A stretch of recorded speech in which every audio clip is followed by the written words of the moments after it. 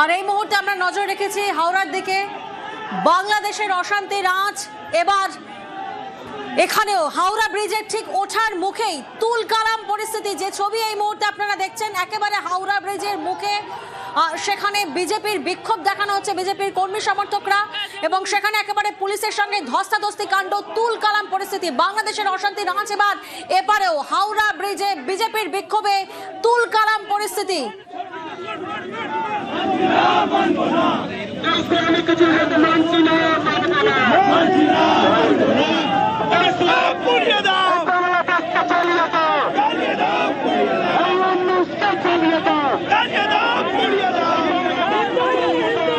একেবারে ব্যস্ততম সময়, আমরা জানি অফিস টাইম, এবং সেই সময় হাওড়া ব্রিজ একেবারে চূড়ান্ত ব্যস্ততার একটা সময় থাকে, এবং সেই সময় হাওড়া ব্রিজের মুখে বিজেপির কর্মী সমর্থকদের এভাবে বিক্ষোভ। পুলিশের তরফ থেকে পরিস্থিতি নিয়ন্ত্রণে আনার জন্য ব্যারিকেড দেওয়া হয়েছে এবং সেই ব্যারিকেড ধাক্কা দেওয়ার চেষ্টা, আর এই নিয়েই একেবারে তুলকালাম পরিস্থিতি হাওড়া ব্রিজের মুখে। যে ছবি এই মুহূর্তে আপনারা দেখছেন, পুলিশ বিজেপি কর্মীদের মধ্যে তুমুল ধস্তাধস্তি। বিক্ষোভকারীরা তারা দফায় দফায় ব্যারিকেড ভাঙার চেষ্টা করেন, পুলিশের তরফ থেকে পরিস্থিতি নিয়ন্ত্রণে আনার চেষ্টা হয়। বাংলাদেশের আঁচ এবার এপারেও, বাংলাদেশের অশান্তির আঁচ, সেই ছবি এই মুহূর্তে আপনারা দেখছেন একেবারে হাওড়া ব্রিজের মুখে। অফিস টাইম, সেই অফিস টাইমে একেবারে ব্যস্ততার সময়। দেবাশিস প্রতিনিধি এই মুহূর্তে আমাদের সঙ্গে রয়েছেন, সরাসরি দেবাশিসের থেকে একবার জানবো। দেবাশিস, এই মুহূর্তের কি পরিস্থিতি কি নিয়ন্ত্রণে আনা সম্ভব হচ্ছে? দেখো, এখনো পর্যন্ত পরিস্থিতি কিন্তু উত্তপ্ত রয়েছে, কারণ বারবার করে বিজেপি কর্মী সমর্থক বা আন্দোলনকারীরা তারা চাইছে যে হাওড়া ব্রিজের ওপর উঠে তারা কিন্তু সেখানে বিক্ষোভ দেখাবে, কিন্তু পুলিশের তরফ থেকে হাওড়া ব্রিজে ওঠার আগেই সেখানে কিন্তু একটি ব্যারিকেড করে দেওয়া হয়েছে। সেই ব্যারিকেড কার্যত ভাঙার চেষ্টা করছে আন্দোলনকারীরা। পাশাপাশি বলে রাখি যে মোহাম্মদ ইউনূস তার কুশপুতলিকা জ্বালানোর একটা পরিকল্পনা, সেটি কিন্তু বারবার করে বাধা দিচ্ছে। তার কারণ হাওড়া ব্রিজের মতন এলাকা, সেখানে কিন্তু আগুন জ্বালানোর একটা সমস্যা রয়েছে, ফলে সেই জায়গা থেকে কিন্তু ধুন্ধুমার কাণ্ড শুরু হয়ে যায়। ইতিমধ্যে ব্যারিকেড ভাঙার চেষ্টা করছে আন্দোলনকারীরা, অন্যদিকে বিশাল পুলিশ বাহিনীর র্যাব তারা কিন্তু পুরো পরিস্থিতি নিয়ন্ত্রণে আনার চেষ্টা করছে। মাইকিং করা হচ্ছে যাতে কেউ কোনো রকম গন্ডগোলে না জড়িয়ে পড়ে, বা শান্তিপূর্ণ আন্দোলনের জন্য আবেদন করা হচ্ছে। বিজেপি কর্মী সমর্থক তারা কিন্তু কার্যত একটাই জায়গা রয়েছে, তারা কিন্তু চাইছে হাওড়া ব্রিজের উপর উঠে কুশপুতলিকা দাহ করে বার্তা দিতে যে হিন্দুদের উপর যে হামলা হচ্ছে তা নিয়ে কিন্তু তারা ক্ষোভ প্রকাশ করছে বাংলাদেশের ঘটনায়। ইতিমধ্যেই কিন্তু পরিস্থিতি অনেকটাই নিয়ন্ত্রণের বাইরে।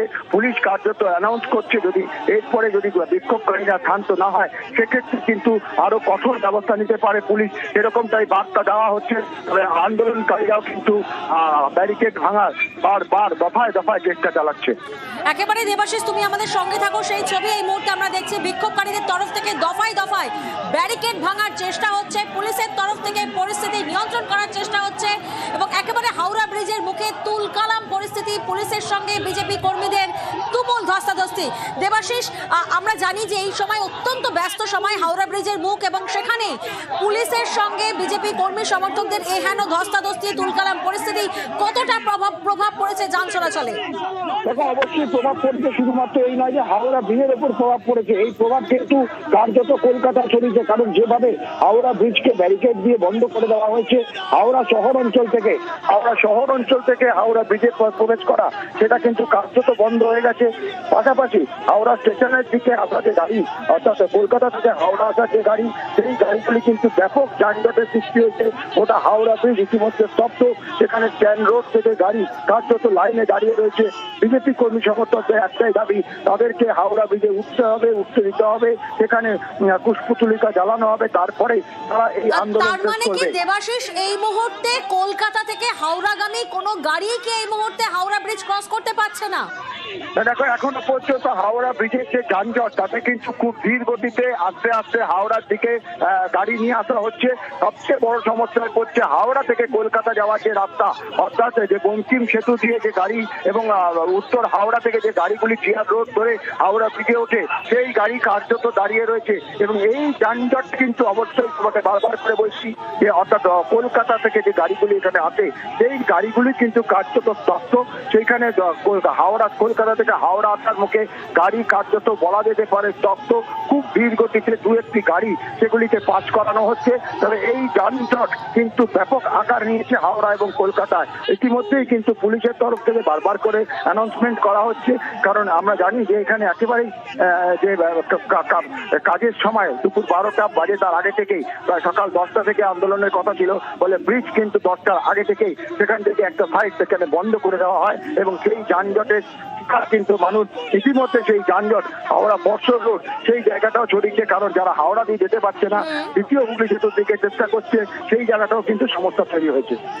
একেবারে দেবাশিস সেই ছবি এই মুহূর্তে আমরা দেখতে পাচ্ছি, একেবারে পুলিশের তরফ থেকে পরিস্থিতি নিয়ন্ত্রণে আনার জন্য মাইকিং করা হচ্ছে, ব্যারিকেড দিয়ে বিক্ষোভকারীদের আটকানোর চেষ্টা হয়েছে, কিন্তু বিক্ষোভকারীরা তারাও দফায় দফায় ব্যারিকেড ভাঙার চেষ্টা করছে এবং এই মুহূর্তে হাওড়া ব্রিজ কার্যত স্তব্ধ।